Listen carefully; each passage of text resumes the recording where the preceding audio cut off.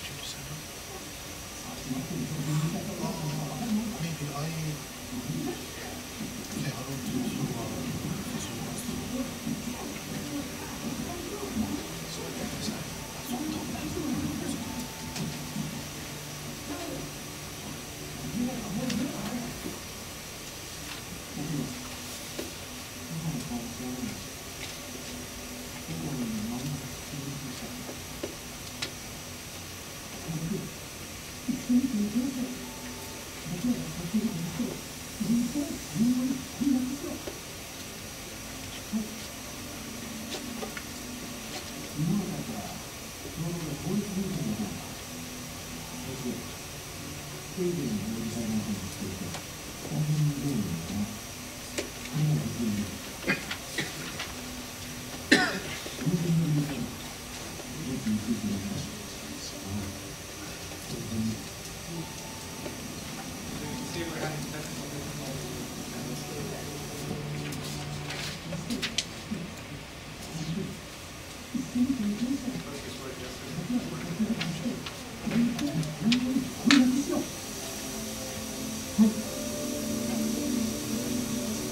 までだったら共同で法律変更じゃないか。そうしよう。トイレの領事裁判所に出廷して大変に業務を行う。これなら別にいい。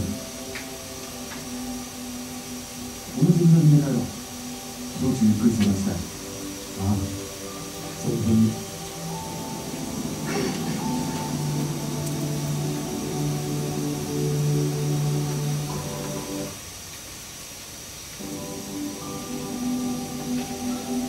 相馬のアメリカ留学は足掛け9年に及んだ。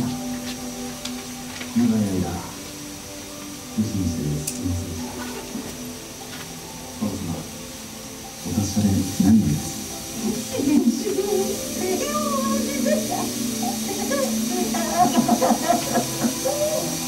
アメリカでは法学士の学位を得てきたとは、大したものだ。我々は日本語で法律を講じることを望んでいます。いつまでも英語やフランス語で学んでいたのでは、近代法を我が国のものとすることはできません。今まで不可能だったのは、君たちのような人材がいなかったからだ。コンサルの方、コミッションに元東京府知事の由利木村査定があるのは、今空き家になっていて無償で貸してくれることになったんだ。大きな部屋がいくつもある洋館で、もうすぐない。小道は何丁目？2丁目。14番地。ここね。いいところじゃないか。ここからも近い。学校名はどうする？専修学校じゃないのか。専修学校がいいよ。ずっとそう呼んできたんだから。アメリカから帰国して早い1年。本当我々の学校ができるんだな。開業してこれから先どこまで継続していけるか。時々力になってくれる人はいるだろう。だが基本はここにいる4人なんだ。我々が常に中心になって常に学校に心を寄せて我々の専修学校を育てていこう。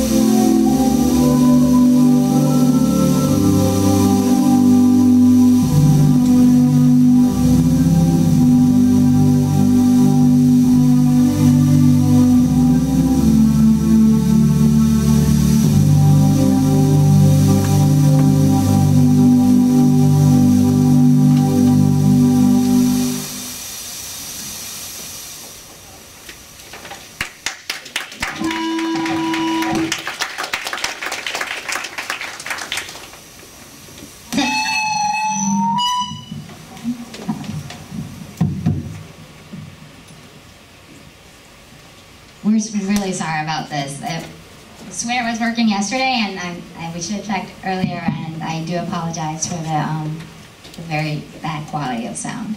音がちょっと聞こえなくて本当に申し訳ございませんでした。ということで監督からちょっと仕切り直してお話をいただこうと思います。ピクチャーだけが見えたから大体分かったと思いますけど、昔北海道で上映会がありまして、飛行機に乗ってはるばる行きましたら、こうやって上映が始まって突然映写機のプロジェクターの電球が切れてしまってできなかったことなんで、それ以来ですね、今日は。There was once an accident in Hokkaido when I went to show one of my films, and the projector, the battery ran out, so we couldn't show anything. So this is sort of like the second version of this happening again. But things like this do happen sometimes. これは、学校を作るまでの物語なんですが、実はご存知かもしれませんけども、日本という国もその鎖国をしてた江戸時代も比較的教育のレベルが高かったんですね、他の国に比べて。それで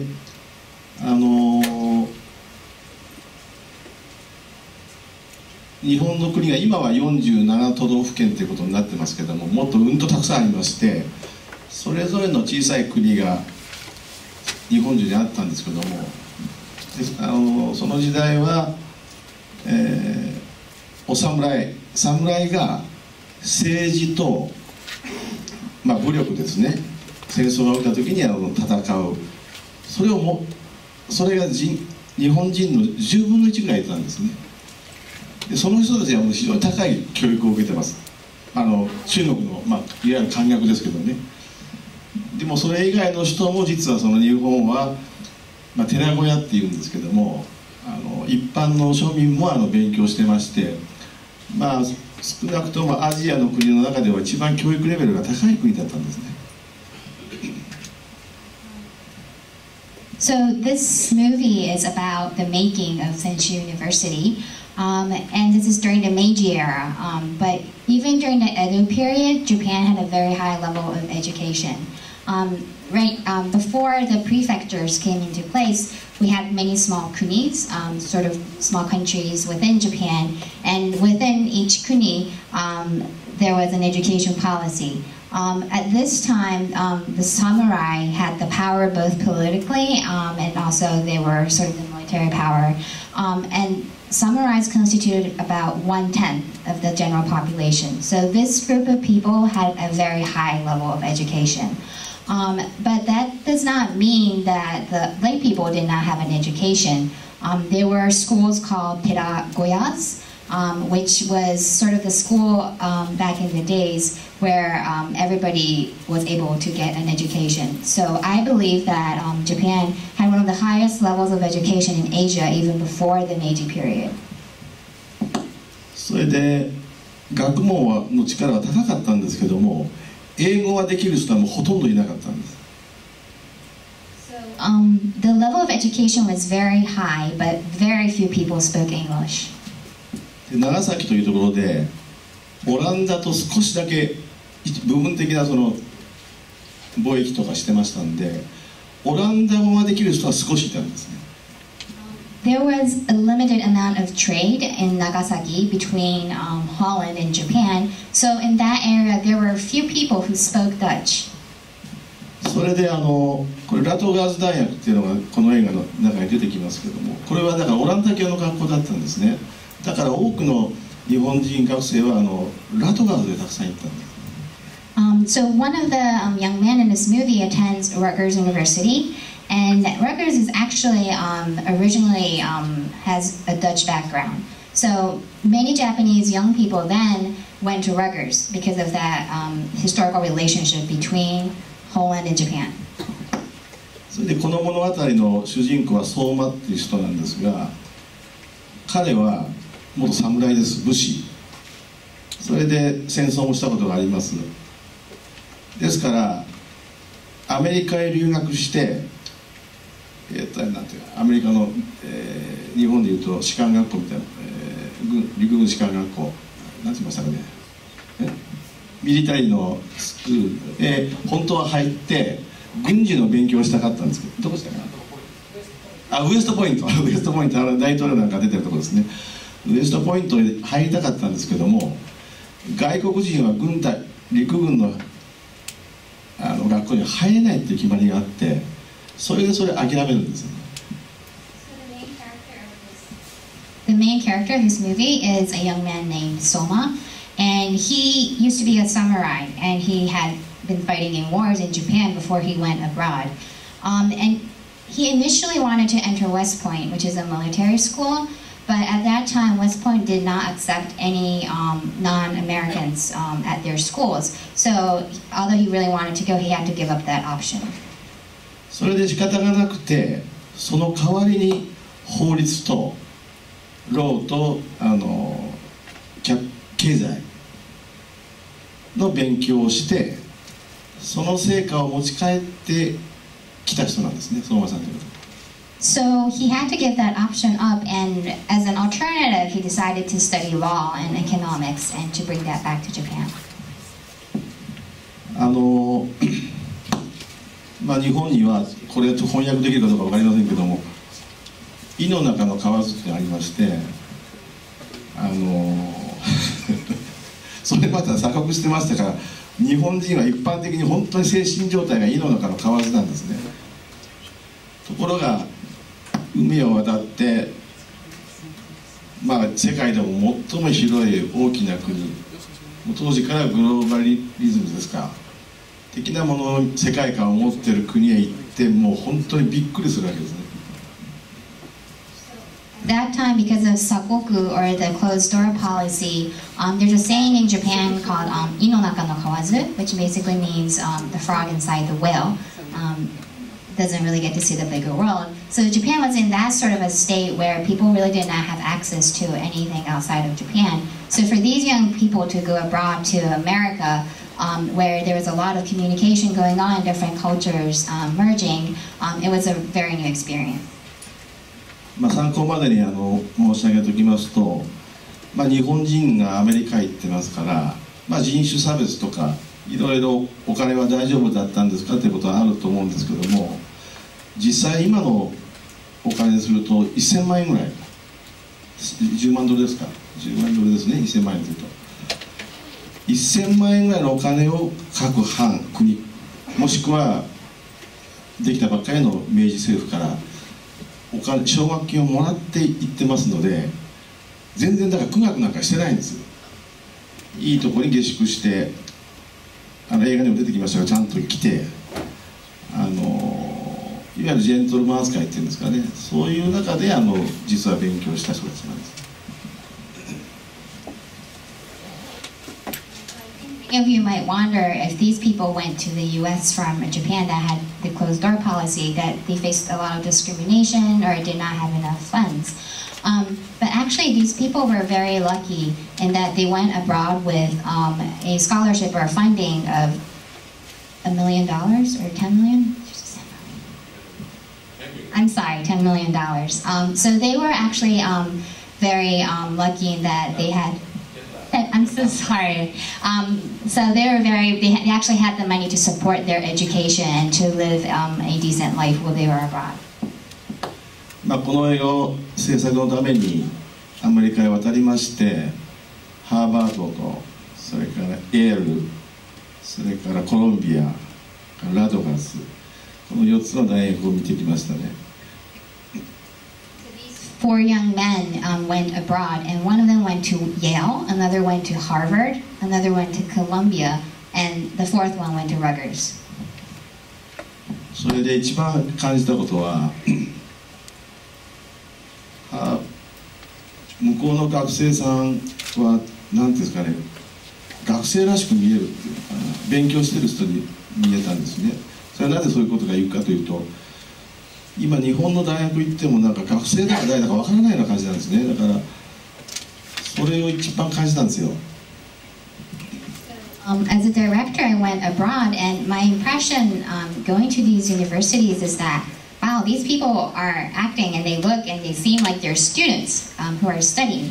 And he said that he feels that way because in Japan, when you go on university campuses, sometimes it's not very clear that it's an academic place. But over there, he felt that atmosphere of academia. 日本人としてそれらの4つの大学を見たときにすごく羨ましく思ったんですね。ここは勉強するとこなんだなっていう感じがしたんです。When I went abroad, I was very envious.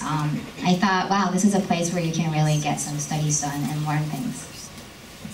この映画は主に日本人に見てもらう映画ですから、今の日本の学校とか教育の在り方にすごく心配してるわけですね、私もね。だから。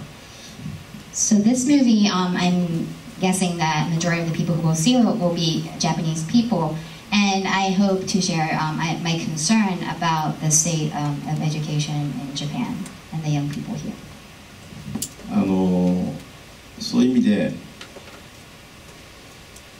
まあ大人もなんですけども、若い今の学生さんたちになんか勉強の魅力っていうんですか、勉強することのなんかかっこよさみたいなものが、まあ、見てもらえるといいかなと思って作った映画です。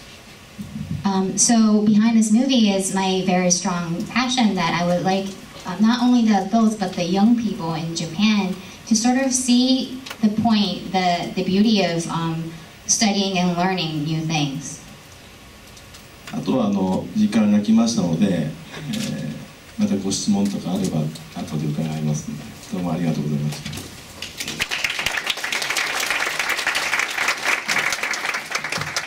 So I'm going to wrap up my talk for now, but there will be a Q&A session later on, so I hope to talk to you then.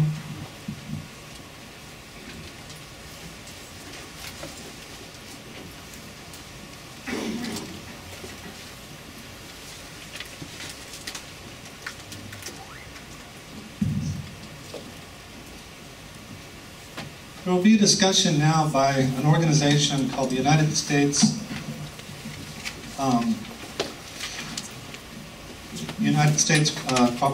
Cooperation Alumni Network Japan, College Network Japan. Yamamoto Yoshi will introduce some people associated with that. This is a consortium of various elite institutions, alumni of those institutions who have a network here in Japan. And we have with us Gen Kanai from Dartmouth, Maki Tagamoto from Wesley, and Nari Beam from Cornell University. Yamamoto will introduce them and speak more about this.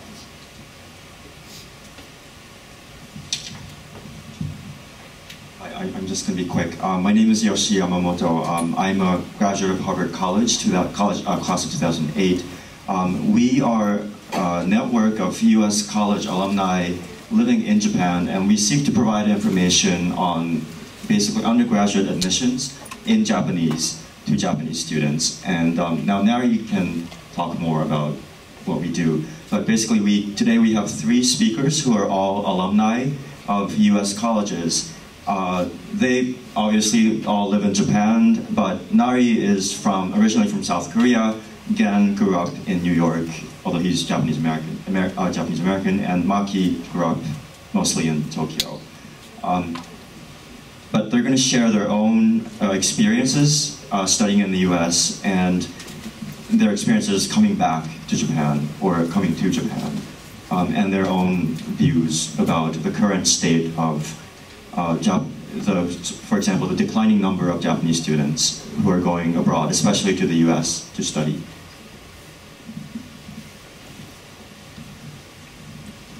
Good evening, everyone. My name is Nari Bean, and I'm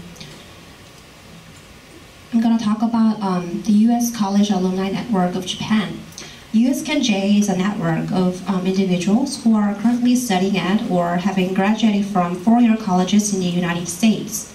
We are a non-profit group offering information to youth in Japan interested in studying at 4-year colleges in the United States. This is our first event in 2009, and you can see the video clip of our event on YouTube. This was our second event. We held the info session for teachers because they write recommendation letters for Japanese students. And this is the biggest event that we held in 2010. About 12 U.S. colleges gathered, and we organized the big college fair, and about 300 audiences participated, and our event was broadcasted on NHK. This is our latest event. We were invited to the American Expo 2010 in Odaiba by American Embassy.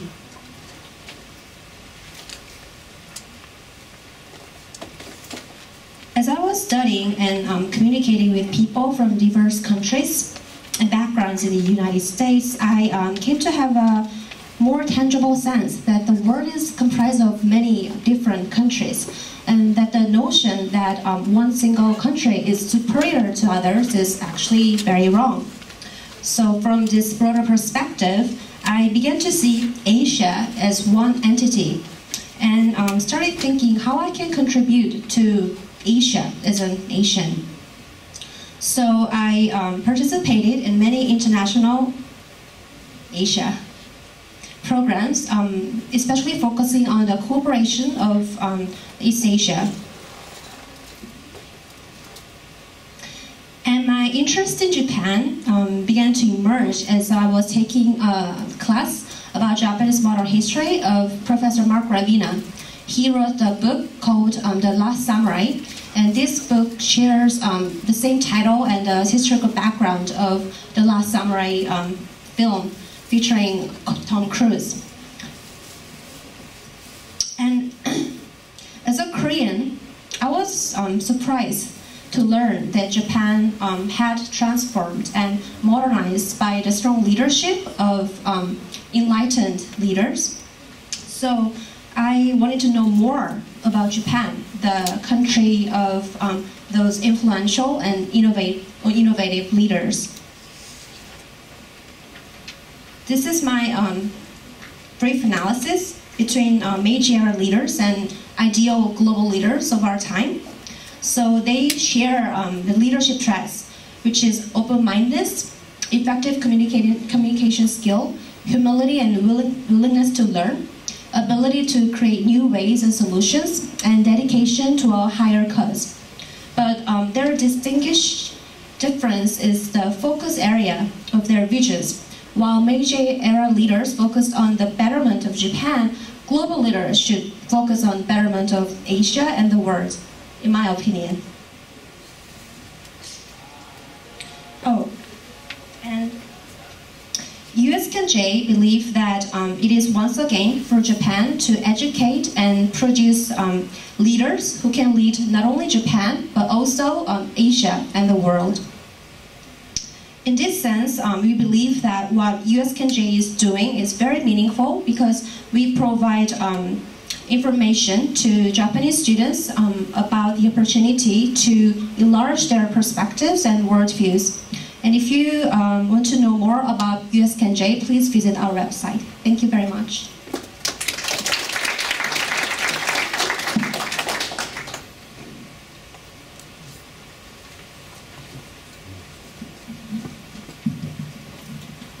Hi, I'm Maki Takamoto. I graduated from Wellesley College in 2002, and I have been working in Tokyo for 4 years.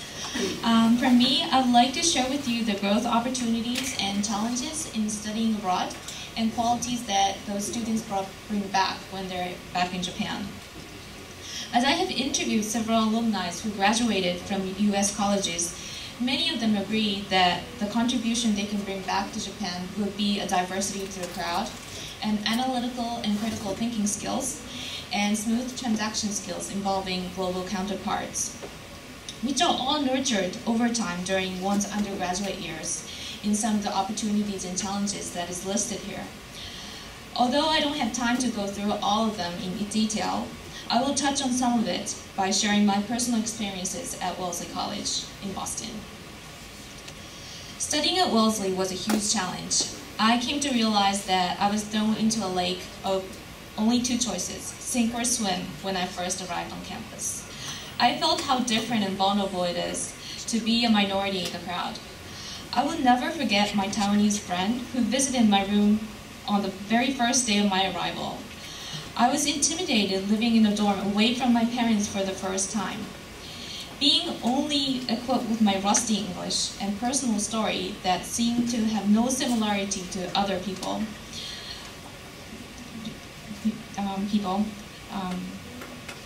to anyone else's. Fortunately, she initiated a talk with me on Japanese pop culture, her family, and shared history between our 2 countries. Soon after, I felt secure and relieved, and ice wall that I had built in response to my fear melted away.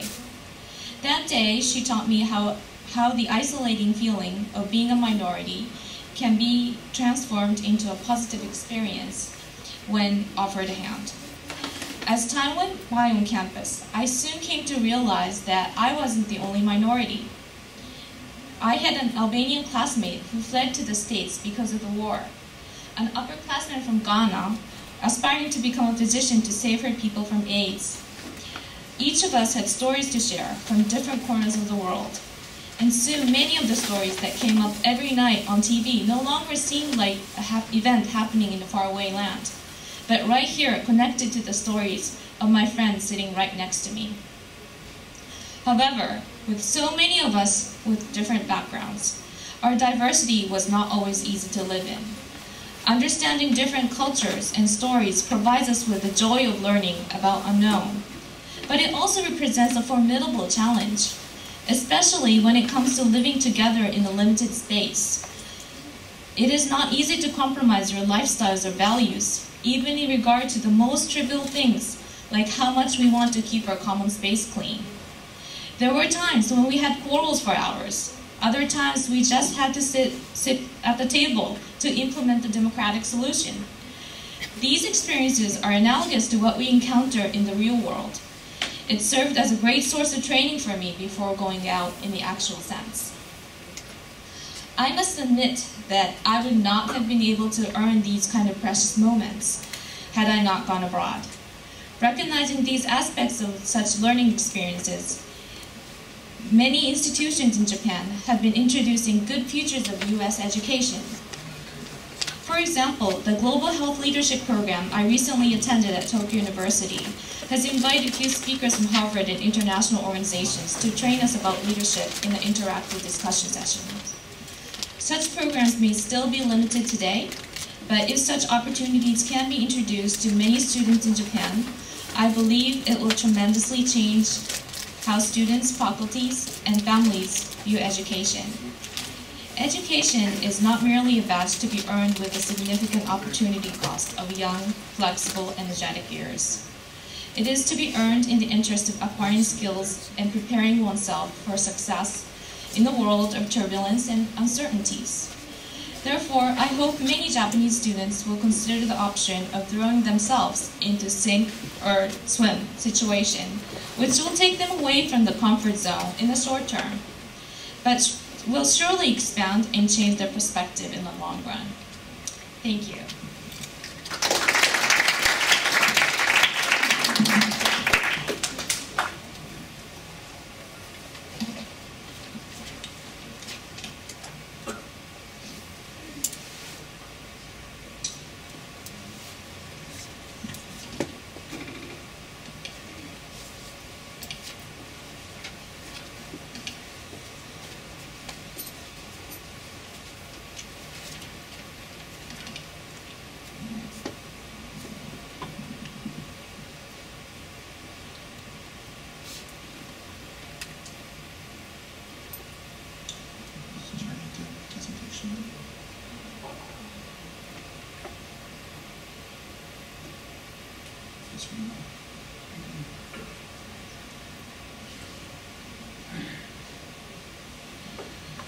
Good evening, everyone.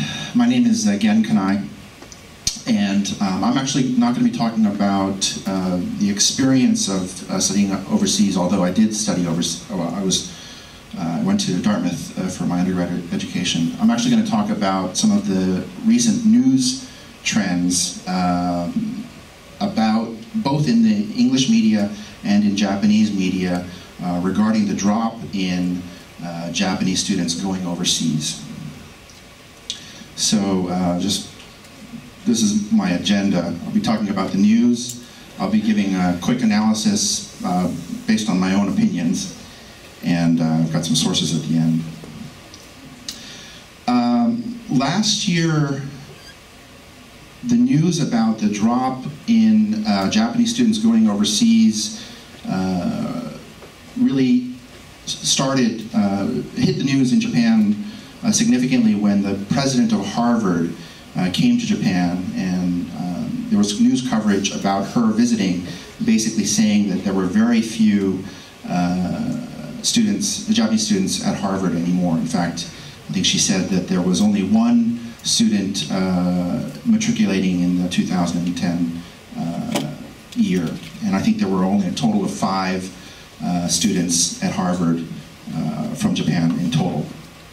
And that's in contrast to much higher numbers in previous years. And just looking at the news from just a few months ago, we see the Wall Street Journal covering the same information. Basically, fewer Japanese students are electing to study overseas. At the same time, the English media is covering a huge boom in Chinese students going overseas. And a lot of the media quotes numbers where they're seeing a doubling of Chinese students enrolling at colleges in the U.S. And I think clearly with the rise in wealth of China, we're seeing more and more. That trend will probably continue. The Asahi had a piece in November about basically international firms not hiring Japanese students because there were fewer students who had international experience. So these are Japanese firms who are looking for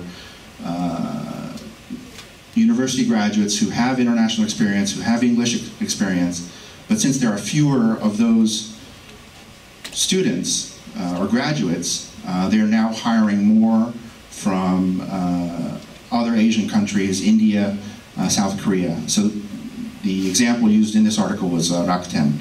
Rakuten is hiring more people, more university graduates from outside of Japan than they have in the past because they can't find the type of university graduates that they,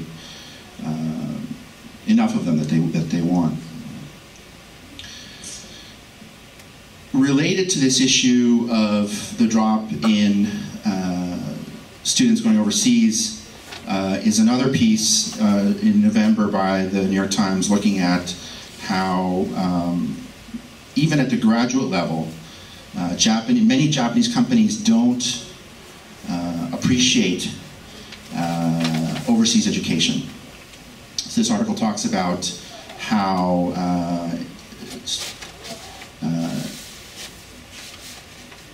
Japanese business people who go overseas for an MBA come back and they don't see a real benefit from that. In fact, sometimes there are penalties involved with going overseas because you weren't involved in those 2 years of the business, etc. So even companies who send their employees overseas, those employees don't see a benefit from going overseas, and so there's again a declining interest in going overseas, even at the graduate level.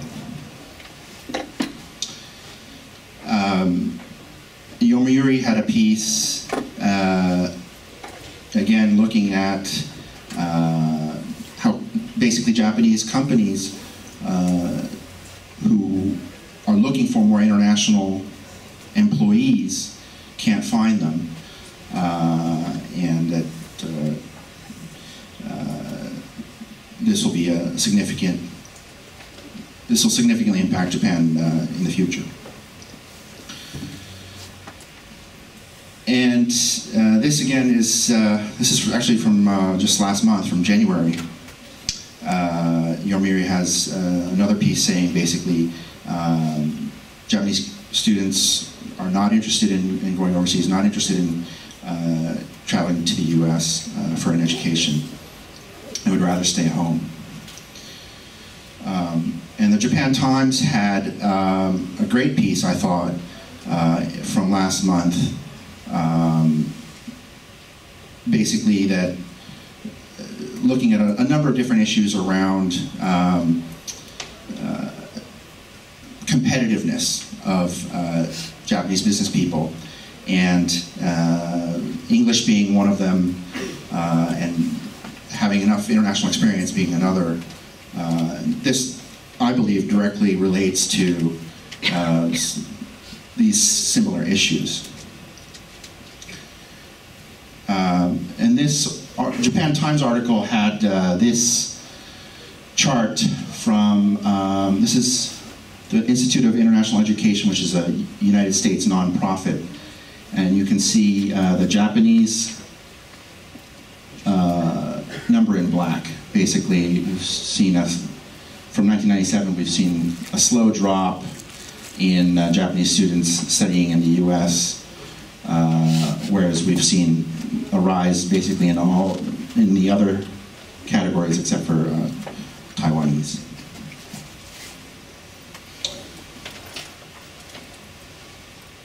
And this was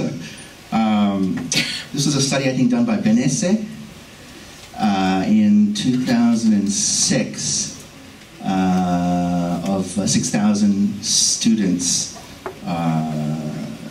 fifth graders, and basically in Tokyo, the students were not interested in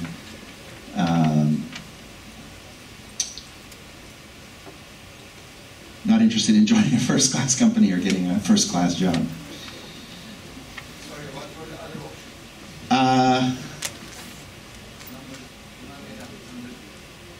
Yeah, that's a good question. We should try and pull up the actual study. This is just from that article.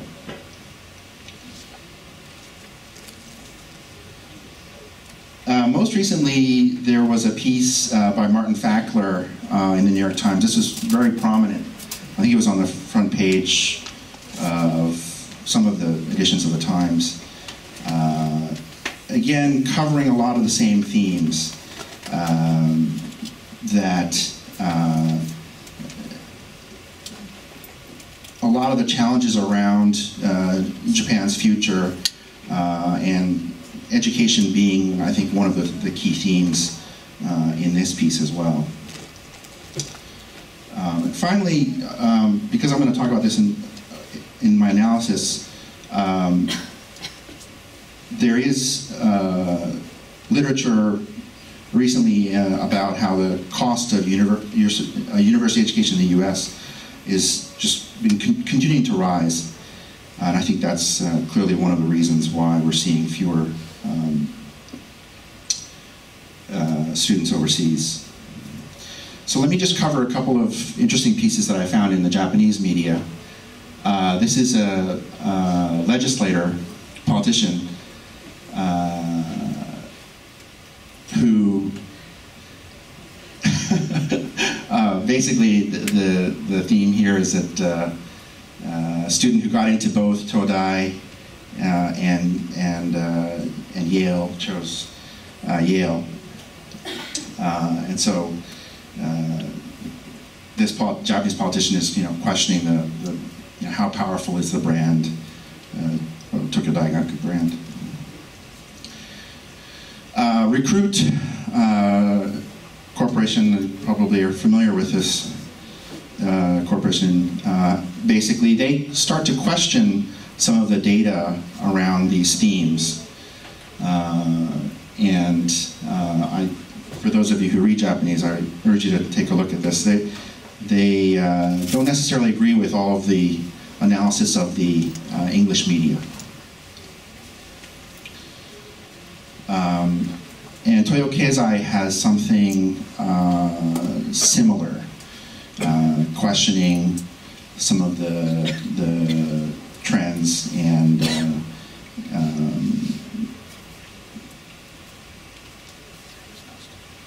that have been quoted in the English media. Yeah, Dan, are you saying that they're questioning that the number of students are going down?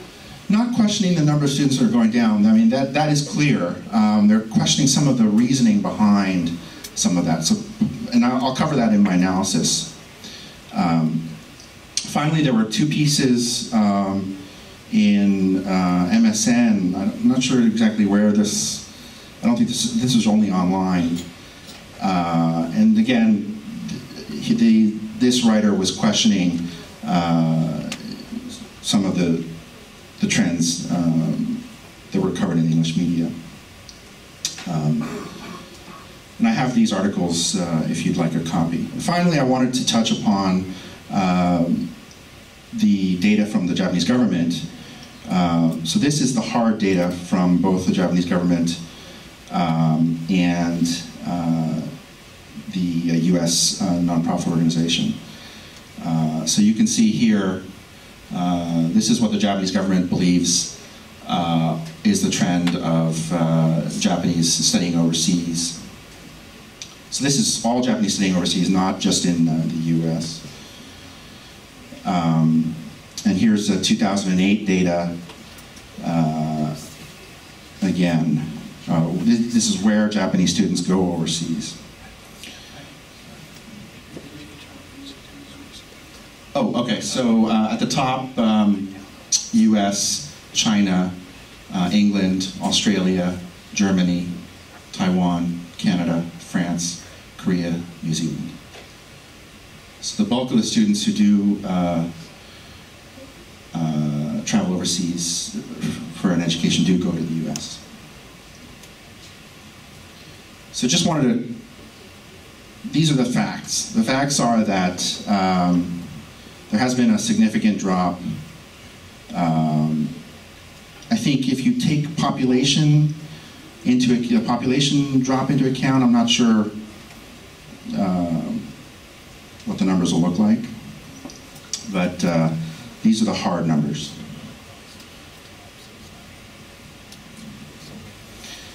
So just my own analysis, and I would appreciate your thoughts as well afterwards. We have, the reality of Japan is that there has been 2+ decades of deflation, and the cost of a 4-year education in the US has only risen. In Japan, we've seen a declining birth rate, so basically it's easier to get into college in Japan. Not only that, there are more universities. There have been a significant number of universities created in the past 2 decades. And so not only are there more universities, but supposedly it's easier to get into university in Japan. Some of the experts that I read said that basically the rise of other parts of the world, wealth in other parts of the world, means that there are some more competition for international student slots from other countries. And also the changes in the TOEFL test supposedly has made things more challenging for Japanese students. I think one of the other interesting comments that I read was that at least at the graduate level, even in the bubble years, the majority of Japanese students going overseas were sent overseas by a Japanese corporation or the Japanese government. So these are not necessarily students who saved up money or took out loans to go overseas. They had their way paid for them. And I think I would appreciate everyone's opinions, but many Japanese companies still don't appreciate the value of an MBA or a graduate education, whether it's from Japan or overseas. And the workplace culture in Japan demands these human relationships, which you can't have if you're studying overseas or working overseas. And then currently, Japanese students, if they go overseas in their 3rd year, which would be a common situation, a lot of companies are now even recruiting, not in the 4th year, but even in the 3rd year. So they miss out on recruiting to go into a Japanese corporation. So there's a significant negative involved in going overseas in your 3rd year if you plan to go on to a Japanese corporation. And as I said before, outside of the consulting field, many Japanese companies don't value an overseas education. And then I have a bunch of sources. So.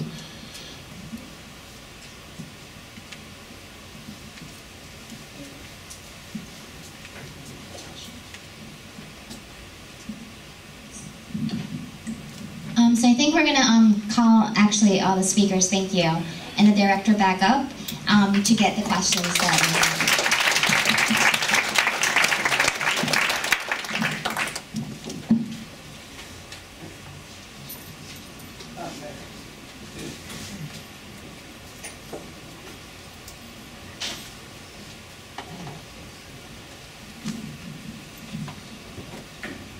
We have time for an extended Q&A. We have some cordless mics that we'll pass around. If you could please raise your hand and wait for the mic so everyone can hear. I appreciate that.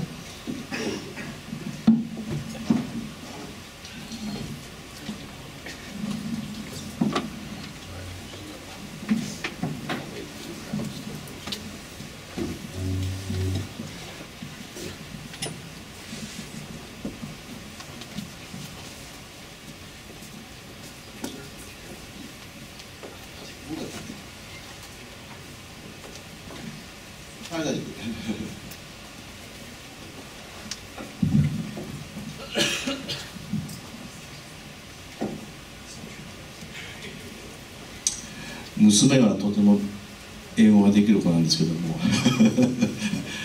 私は勉強不足ですいません。 Director said his daughter is very good at English, but he himself, I guess, needs to study English. But I'll be translating for him. じゃあなんかご質問映画のことに関してありましたらどうぞ。Does anyone have questions about the movie?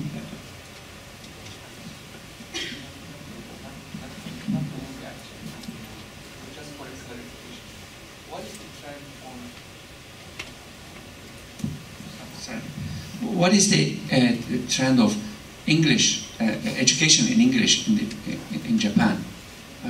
How was it like? I mean, did it start in the end of 19th century? It's been extending recently, like Temple University. 最近の事情に詳しい方いますか？日本の私の経験してる、私は中学校からやってますから、7年ぐらい学校で英語の授業は受けてますけれども、ほとんど話せませんから、多分教育の仕方が悪いけども、私の頭が悪いかどちらかですね。Basically, in recent years, people start studying English in middle school, and that's what happens usually. And the director himself started studying English in middle school, but many people end up not being able to speak English, as probably all of you in the audience have experienced or noticed, and it is a big problem. だから国際映画祭なんかにディレクターですから行きますけども、やはり英語ができないともう孤独になってしまって愛も語れないし、とても辛いんですよ。Well, so the director goes to all these international film festivals, and he feels lonely because of the language barrier, and he can't even discuss love with other directors because of the language barrier.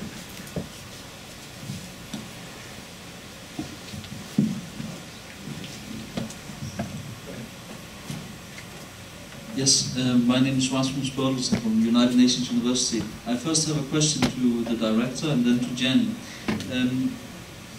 I enjoyed your film very much. My two questions to you are, the four young men you described, how did they affect Japanese society? And how did they affect the relations between Japanese society and American society? And the question to you, Jen, is, the trends you are describing, how much is explained by demographics?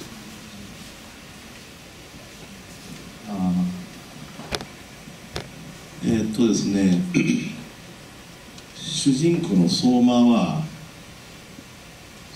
専修大学校のファースト校長、最初の学長ですね。だから教育者でもあったんですけど、学校を作ったという功績もあるんですけども、横浜にある賞金銀行というんですけども、唯一その当時海外との為替を扱うことができた。そしてアメリカへ留学したことによってヨーロッパにも行ってますから人脈をたくさん持ってまして、そういう意味では明治時代の日本の経営っていうか戦争もたくさんしましたから、戦争ってお金がいりますからね、外貨がいるんで、そういう歴史の表にはほとんど立ってないんですけども、かなりだから日本の明治時代を引っ張った人だと思います。The first question was about the four main characters in the film. What role did they play, especially in Japanese society, and what effect did they have on Japan and America? The director now just talked about the first character, the most main character, Soma. He of course built the school, Senshu University, and he became the first president of the university. But he was also a banker in Yokohama, and as part of his trip or his time in the U.S., he also had a chance to go to Europe, and so he had a huge network of colleagues, fellow businessmen, and other friends overseas. And so he wasn't at the forefront of international politics himself, but he played a big role in building society, modern society in Meiji Japan. 田尻さんは、田尻稲次郎は主に経済学が得意な先生で、東京大学でも授業講義をしてますけども、日本できたばかりの明治新政府が経済がとても難しくなるんですね。行き詰まりまして、それでその時にアメリカで学んできたそのキャピタリズムの勉強でどうしたらその日本政府の日本の経済に行き詰まりを打開するかということを具体的に手を打った人なんです。Sorry. The second character, Tajiri, was an economics professor at Todai, and so he helped sort of figure out what the Japanese government should do to kind of fix the fiscal problems that the Japanese government was facing at the time. And so, in economic terms, he was a big player in Japanese Meiji era. 目方種太さんはハーバード大学の日本人卒業生の第1号なんですね。The third character, Mekata, was the first Japanese person to graduate from Harvard. アメリカ行く前はいわゆる徳川幕府の旗本なんですね。非常にもうレベルが高いところの身分なんですけども、日本へ帰ってきてから日本はコリア朝鮮を植民地支配した時代が34年間あるんですけども、その最初の時に植民地支配をした主計局長みたいな大蔵省の財布握ってるその責任者をやったぐらいので、最終的には男爵っていう名誉を得た方ですね。So this third person who went to Harvard, he used to be under the Tokugawa rule and Edo period. He used to be a high-ranking government official under the Bakufu. And after he went to the U.S. and came back to Japan, as you know, Japan colonized Korea, and so he was part of that project or colonization. And so he played a role actually in, I guess, one would probably able to say Japanese imperialism. そんなわけでやっぱり歴史の表舞台ではないところで日本の近代化に非常に大きく貢献した人たちでもあるわけですね。学校も作りましたけど。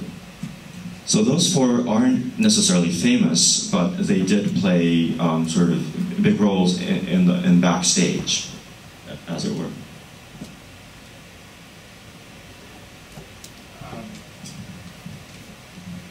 I'm not a demographic expert, so I haven't done the analysis, but it's my understanding that the decline in students going overseas has been significant. Japanese students going overseas has been a significant trend for well over actually 10 years. I think the peak of Japanese students going overseas was '94. So I think that the drop in students going overseas has preceded any drop in population. Again, we would need a demographer here to do an accurate analysis. I don't think there has been a drop in population, but I think it's, my sense is that the drop in students going overseas is significantly more than can be explained by just the population drop. やっぱりそういう今の現代の若者の活力みたいな生きる活力が少し落ちているのと経済的な理由が僕は多いと思いますね。アメリカで大学行くってことは結構大変じゃないですか、ね、だからその2つだと思いますね、多分ね。So the director says, nowadays, well, young people don't have as much energy, maybe, and the second reason is probably because of the cost, the very high cost of studying in the U.S. for most people. .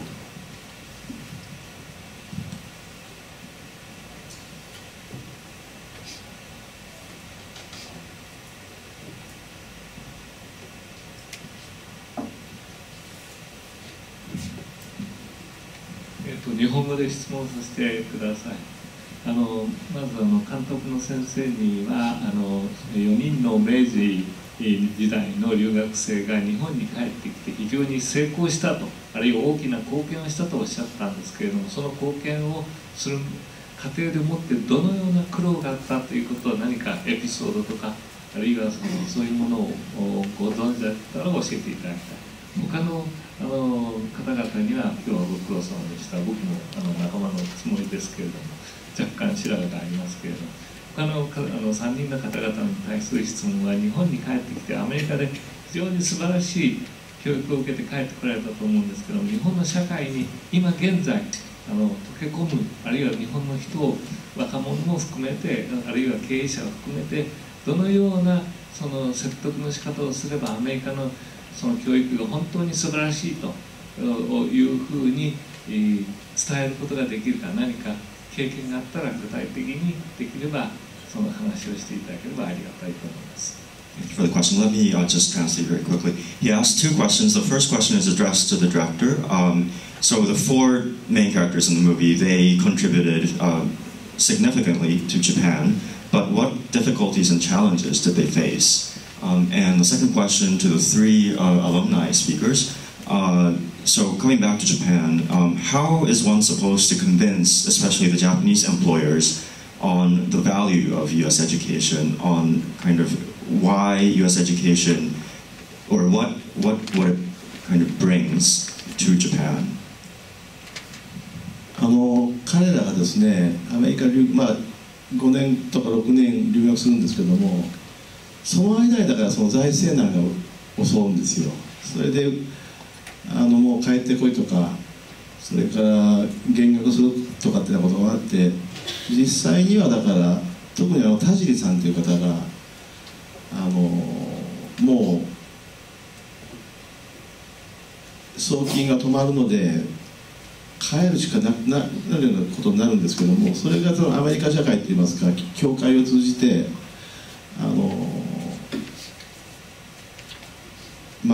みんなで勉強を続けさせるということで、美しい美談が残ってるんですけどね、そういうことがあったと思いますけどね。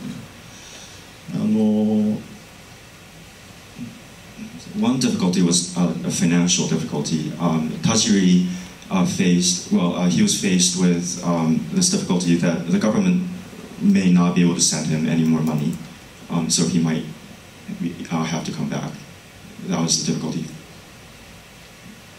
質問のご趣旨とは少し外れるかもしれませんけども、明治10年にちょうど彼らが留学している時だったんですね。そこで西南戦争が起きます。だからこれに国費っていいますか、莫大な大戦争してますんでね、南北戦争ほどではありませんけど大戦争してるので、その時に彼らも一時苦しくなった、そういう映画にもちょっと出てきますけども。So this also comes up in the movie, but Japan was actually fighting a civil war at the same time as these 4 students were studying in the U.S. And so civil wars always are expensive, wars are expensive, and so the government was running out of money, and so these students might have had to come back because of financial difficulties. ついでに言いますと、当時の武器は鉄砲とかですから、アメリカは少し儲けたかもしれませんね。アメリカの買ってますから。Japan actually bought arms from the U.S. at the time, so maybe it was good for the U.S., but not so good for the 4 and for Japan.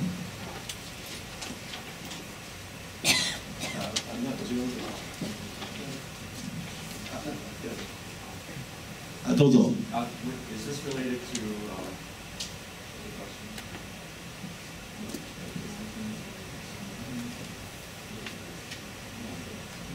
日本に帰国してから、どういった、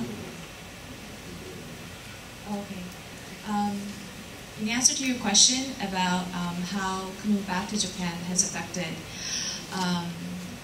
I would say from 2 standpoints.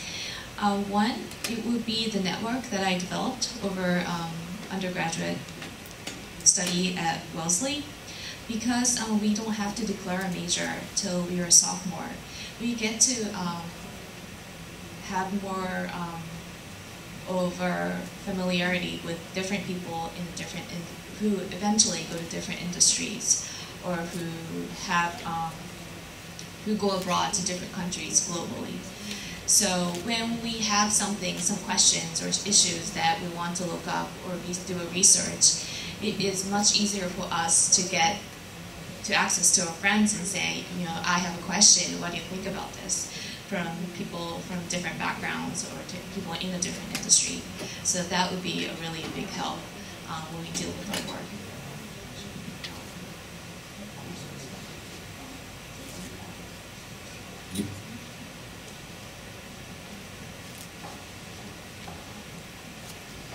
Does this answer your question? No. What difficulties have you encountered after you came back here, particularly convincing your employer and then also your fellow here, that how good the American education is really good for your job or what you are doing? And if you have any anecdotes or episodes or whatever, then I would appreciate it. Or you haven't been successful. Not that I can see right now.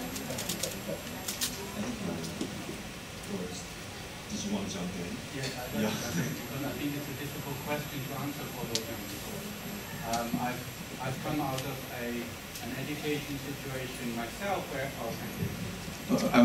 where I have studied overseas and then went into industry or into what is public services. And the impact that one might have as what is initially, of course, is a junior member of staff on what is management is usually actually quite insignificant. It actually improves as you rise in the ranks. And I think actually that experience that you're asking about is something for our students here to come. They are already using the networks, that's very good, but the next thing is to make careers, because that's where they're actually going to change the Japanese world, so to speak. And I think it's the same experience that I think we've been getting depicted, although indirectly, through our director friend here, in that the students that went overseas eventually then made career and did influence Japanese society in a significant way.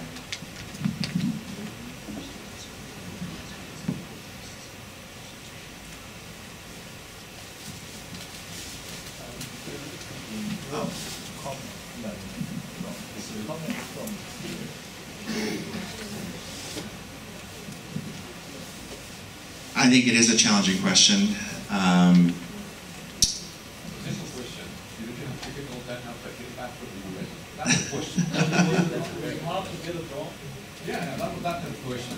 Are you happy with the salary, or are you happy with the boxing? Working for a Japanese company? Oh, I guess. Well, how does it look like, you know, they're doing a good job? I know you're getting a problem. That's the question. I'm sort of a weird example to use because I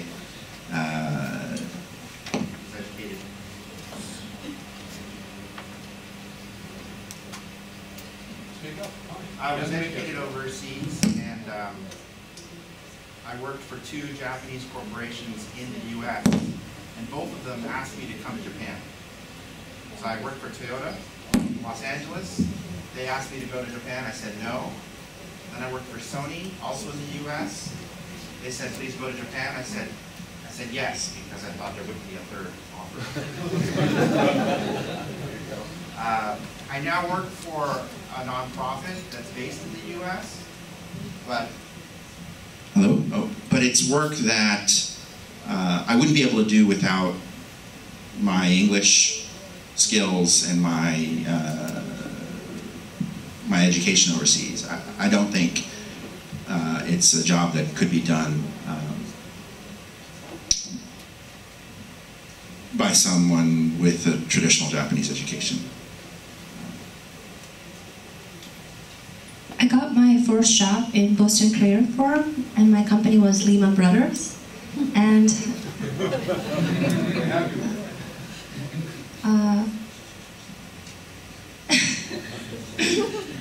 no, I just wanted to make a point that being educated in the United States really helped me to get used to my work environment and work itself. And then now I'm a graduate student in Waseda University Asia Pacific Studies. And when I applied to Waseda, I wrote about my experiences in the United States, and I was able to get a scholarship, thankfully. So overall, I think my education in the United States has been very helpful in my career and in my education as well. Going back to the question, my first job was actually at the American-based consulting firm. So I didn't really have a hard time adjusting myself to the environment. And I think listening to some of my friends talk about what sort of industry they go into, it's often consulting or investment banking based in the US or Europe. So that's probably is the majority of the people who are actually getting jobs. But in time to time, when I was in a very domestic environment, I did have a time when I couldn't really express some of the things that I really thought of, but I would need to conform into the Japanese culture of dealing with things. So I guess that could be considered as part of the difficulty being back here. Adaptation problems? Excuse me, please? Adaptation problems? Yes.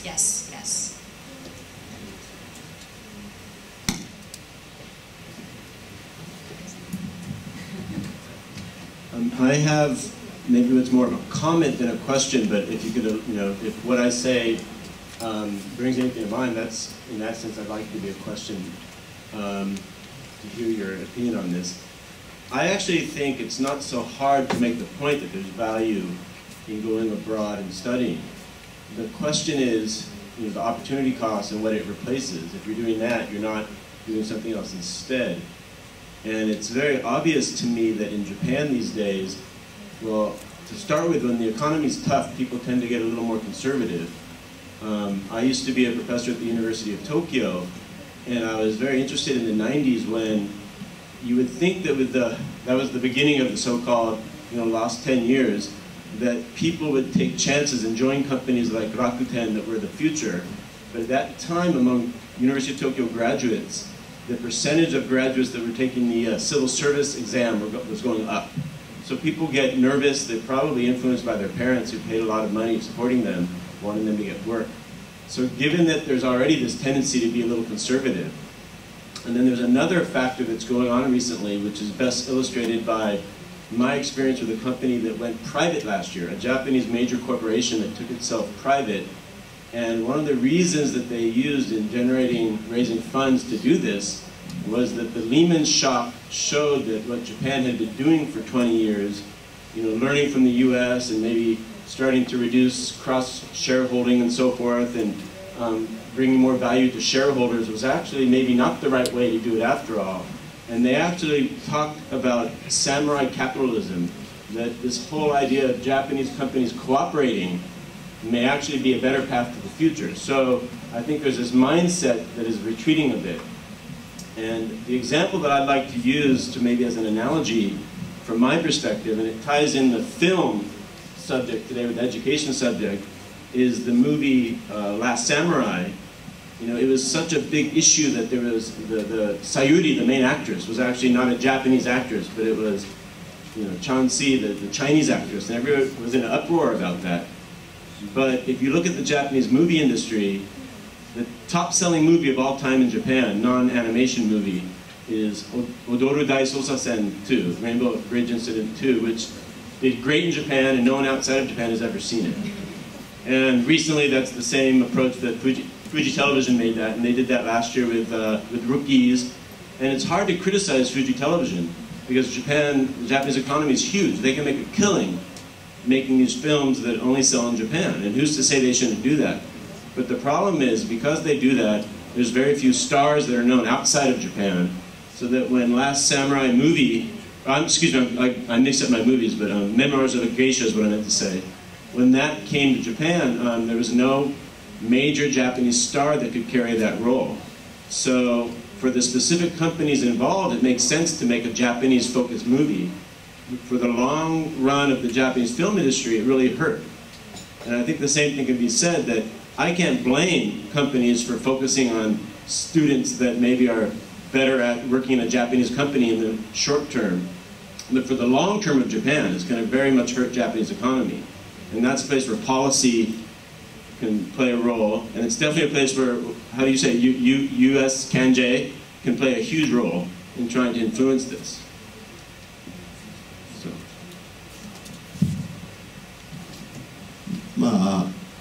日本の映画が反省すべき点はたくさんあるんですけどね、そうでもない日本映画もあるんですね。だから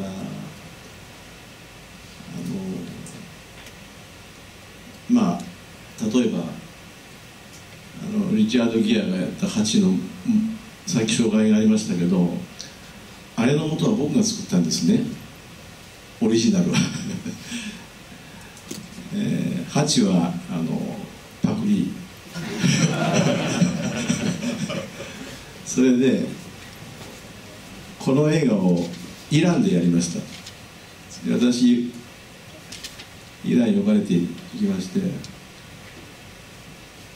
そこで昔女王様王女様ね、プリンセス、私の生涯で見た映画の中でこの映画が一番いいって言ってくれたんですよ。だから世界映画にもより綺麗なんですね。Of course, as any industry, as for any industry, the Japanese film industry isn't perfect.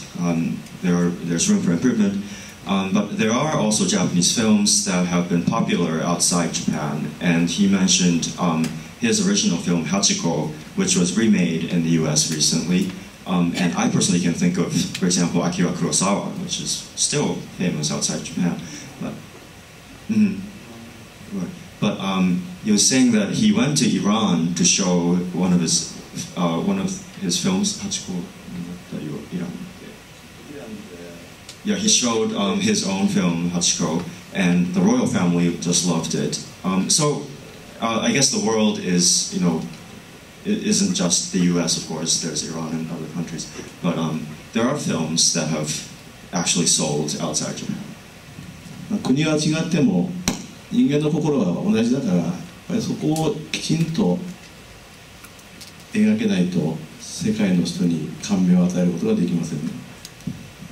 As a film director, films should appeal to something universal because we all are human, And if a film director can accomplish that, then that film wouldn't sort of be turned into a real film.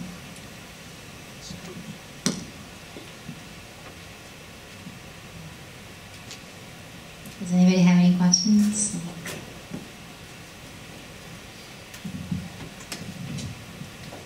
監督、今日はありがとうございました。Thank you very much.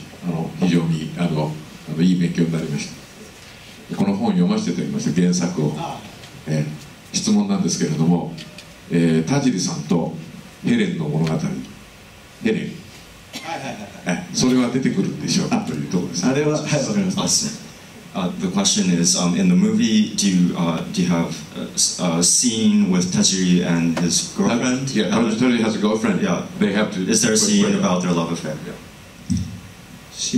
それはちょっと実は作り話でして、本当のことではないので、できるだけ本当のことだけで、まあ短いね、2時間弱の映画ですから。でも映画は本当ロマンスなだけ、ラブがないといけないんですけども。まあ、この映画のちょっと弱点は弱点ですね。The romance was actually fiction.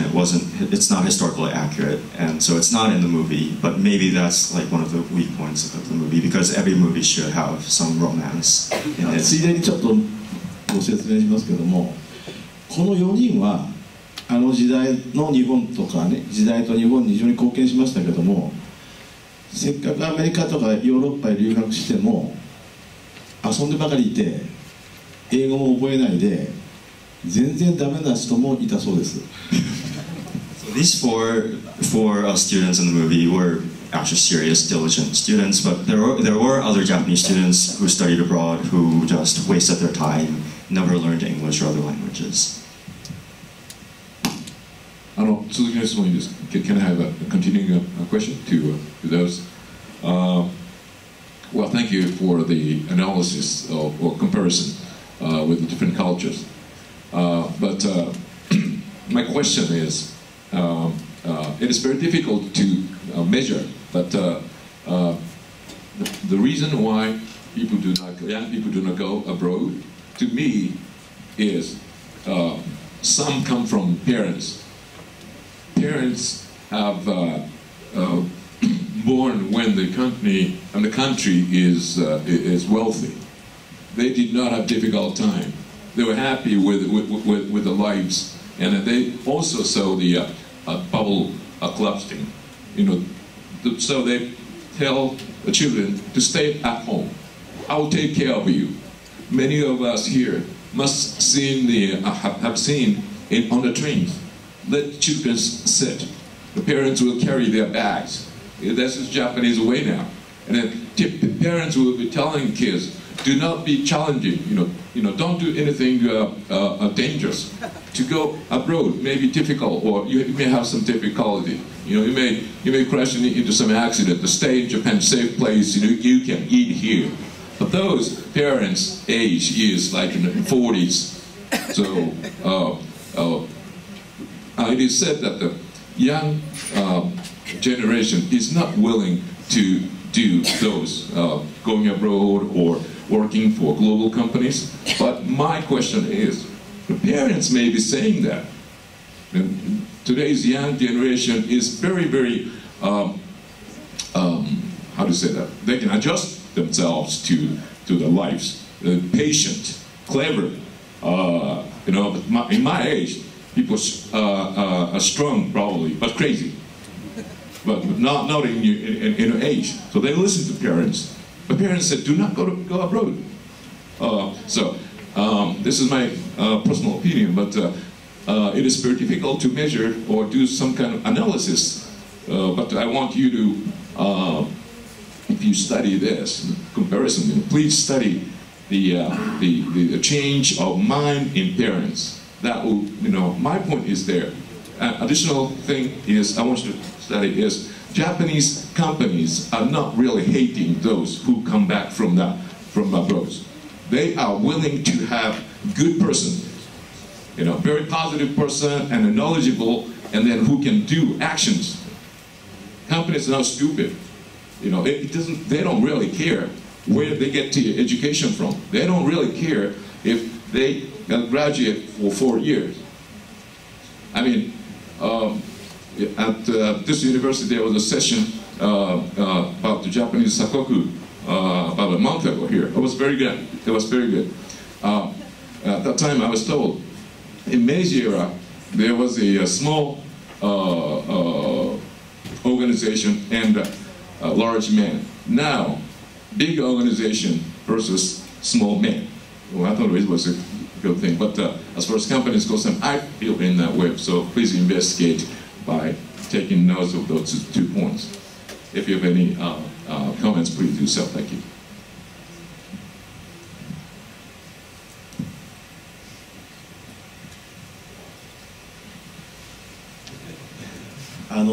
これうまいこと翻訳してほしいんだけど、日本には古いいいことわざがありまして、可愛い子には旅をさせるって言うんですよ。これをうまいこと翻訳して。There's an old saying in Japanese. Can someone help me? It's basically let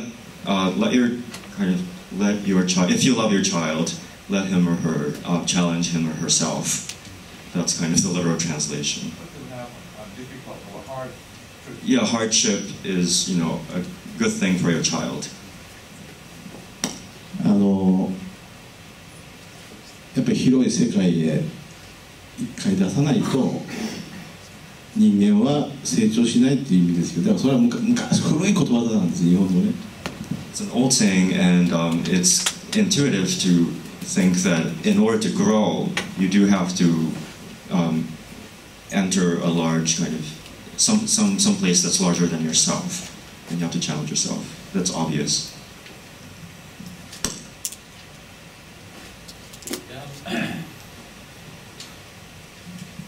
Yes, Director, before you talked about the effects your 4 characters had on Japanese society, I'd be very interested in how, after they returned to Japan, how did they contribute to connect American and Japanese society? Did they keep contacts in America?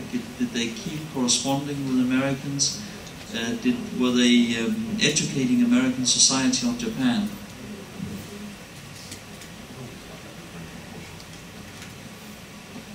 相馬さんはこの学校を作った後も繰り返しアメリカへ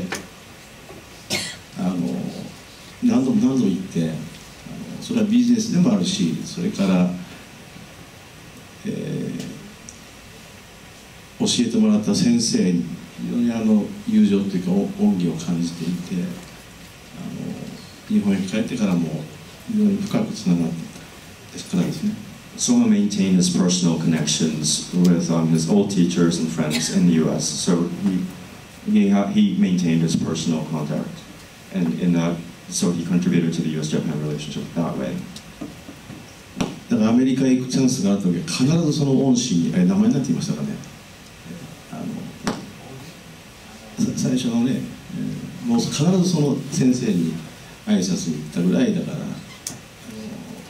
まあそこで。コロンビア大学の時ですけどね、社会的なこと、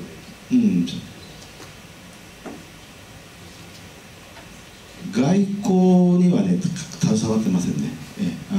経済の、だから、So Soma especially was a businessman, and he was in finance. So most of his kind of contributions to U.S.-Japan relationship was through interpersonal connections, and not necessarily through official or diplomatic relationships. But he always went to see his old teacher in the U.S. whenever he revisited the U.S. ただ英語のスペシャリストでしたから、外国の要人というか人が来た時なんかに多分いろんな通訳を含めて経済や法律が分かっている人間としてなんですか、そういう役割は果たしていると思いますね。But Soma was very proficient in English, and also he had a very good knowledge of Western or Euro-American economics and politics law. And so the director thinks that he probably played a big role in kind of welcoming foreign guests into Japan and had a role in kind of an official role, probably not famous, but in that way. 外務省へ勤めた人がいたかしら、目方、外交官になった人はいないんですよね、この4人の中ではね。So we're going to play the DVD again from 8:45 or in 5 minutes or so. So maybe we can take two more questions or so. We'll take one more question, and then we have the students here who will say a couple of things. And we're going to give another shot to the DVD. We're using another player, and we hope it'll work. So, last question before the students. I have a question in regards to the student experience. So it goes directly to the students. Yeah, exactly. I think it will work quite well. Obviously, we've heard from our students who've been basically in the United States or in the Americas. Obviously, half of the students that were listed of going overseas are actually going elsewhere. And so I was wondering also, when we were hearing the introduction to the film, as to what would have been the experience been for those Japanese students if they had not gone into what is a multiculturally merging society. United States of America are in peculiarity in terms of cultures. Going to other countries like Germany, like England, is a different kind of experience for Japanese students. Now you, as members of a network and workers within that network, what kind of connections do you have to perhaps other groups that have been overseas but not in the Americas? Are you seeking to perhaps make these kind of contacts and then basically perhaps present more about the experience that you had as undergraduate students as well as graduate students? So it's a question sort of, have you got plans of expanding onto the globe rather than just the Americas?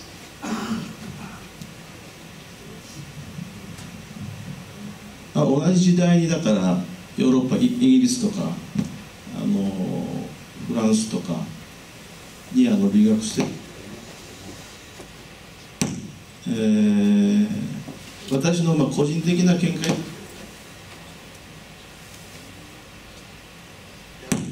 やっぱりアメリカという国のなんか大きさっていうか懐の深さっていうか、それはもう僕個人的にも非常に感じてるんですけども、だからいいこともちょっと悪いことも含めて非常に大きな勉強ができるのは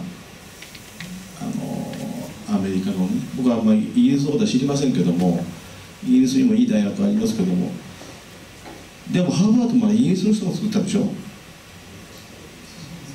そうハーバードはだからね、東インド会社の社長さんがなんか作ったんでね、お金の人だから。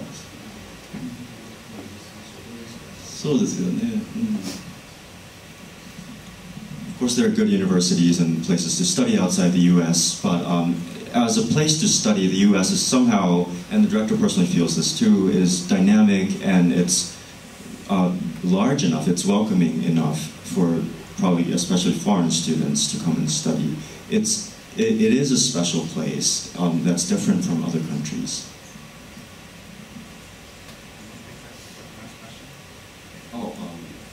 Yeah, well, sure. I think expanding outside the U.S. is very important. U.S. is, well, this is my personal opinion, but it is as isolationist as Japan. This is my personal, very bigoted opinion. But of course, there's data that says a lot of Americans can't find their own country on the map. But that's just, sort of one silly story, but it does say something about sort of kind of the, I almost said racism, but there is kind of, especially after 9/11, I think America closed off its borders to certain groups that come from other parts of the world and who are also to people who are born in the States but of certain heritage. And I myself had a chance to study a lot of European literature and music and the arts, and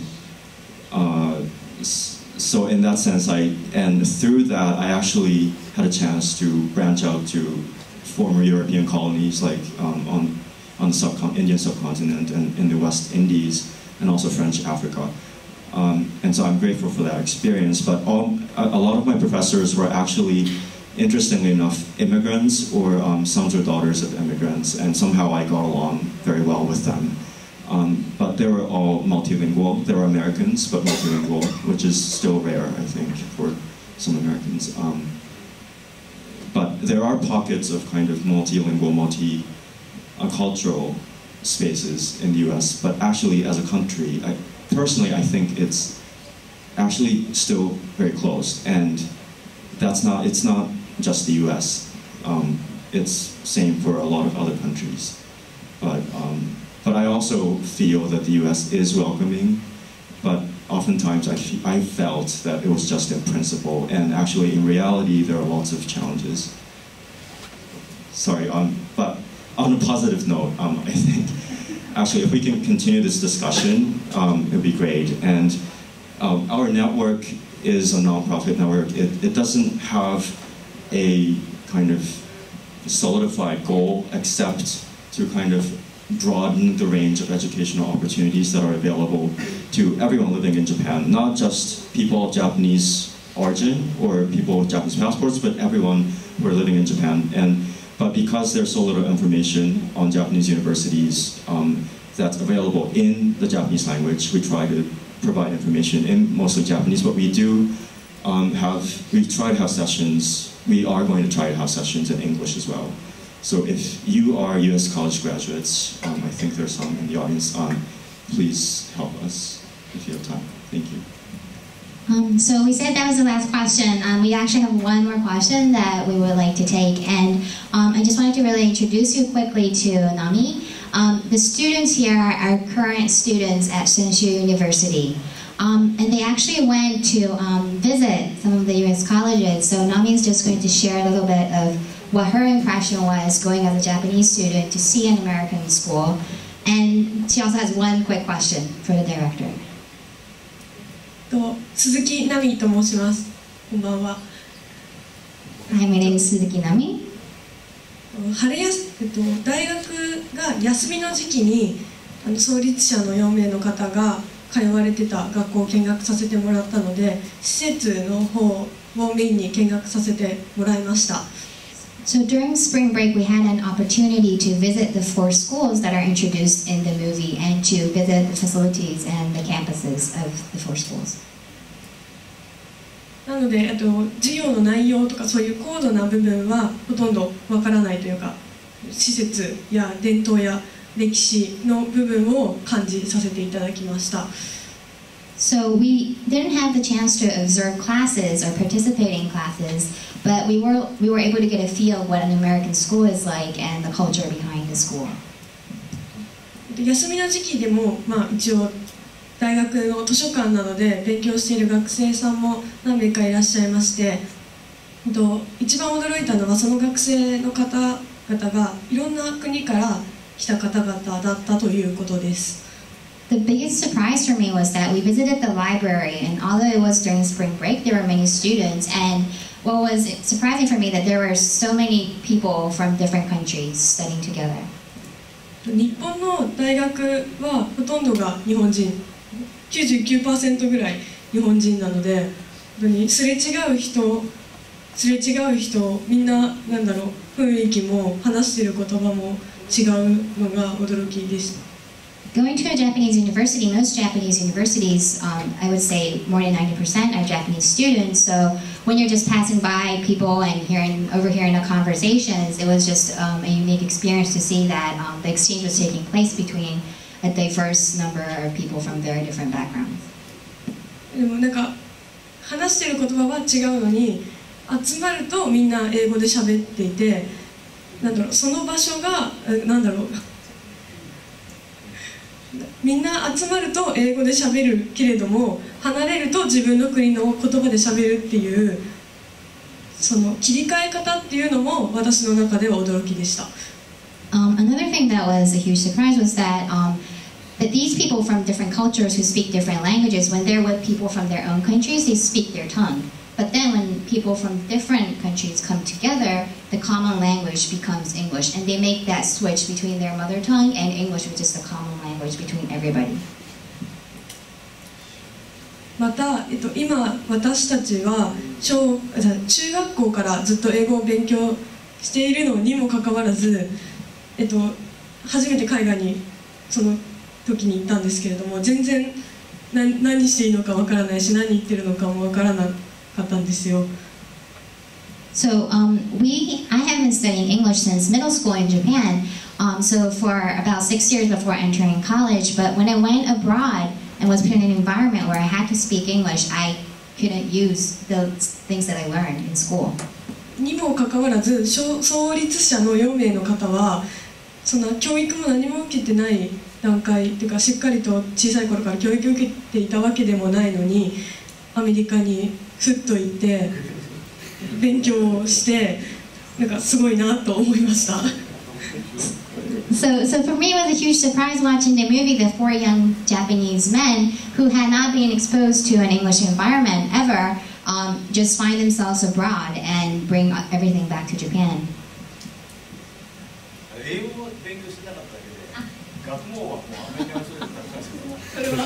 She meant to say, my bad. She meant to say that they weren't studying English like we are today. They were studying but not English. あと経済学や法律学など全然基礎がないところから勉強して日本語に訳して今私たちが勉強している段階にまで持ってきてくださったということにもなんか尊敬と感動と感謝としています。And I'm very thankful to these 4 people who went abroad and started our school for going abroad and finding these English texts in economics, law, whatnot, a whole new text that they're not familiar with, and translating that into Japanese and bringing it back to start a school. 以上です。質問しても大丈夫ですか？ I have one quick question. すみません、監督さん、質問してもよろしいですか？今の学生に会って今の学生と創立者の4名の方を比べたときに今の学生に足りないものともしあれば今の学生の良いところがあれば教えていただきたいです。So I have a question for the director, and my question is comparing us, the current Japanese college students and the 4 young men who went abroad in the Meiji Era, what do you think is lacking when you see us? And also, if there's anything positive that you feel we possess, what would you say that would be?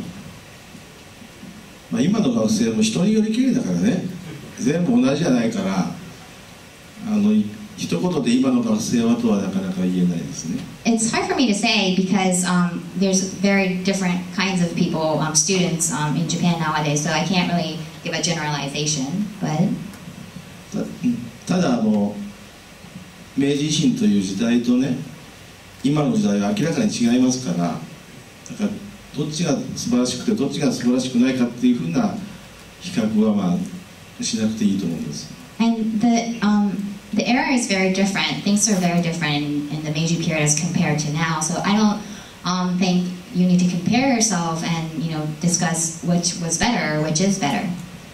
僕は今の若い日本の青年たちも本当好きですよ。とても。友達いっぱいいます。I really like the young students, the young people in Japan, and I actually have a lot of very young friends. 時間が来ましたね。ありがとうございました。Thank you so much. We'll show the film here in a minute. Before we do that, I would just like to thank the various people involved here. I'd like to thank Yoshi Yamamoto from the Harvard Club of Japan for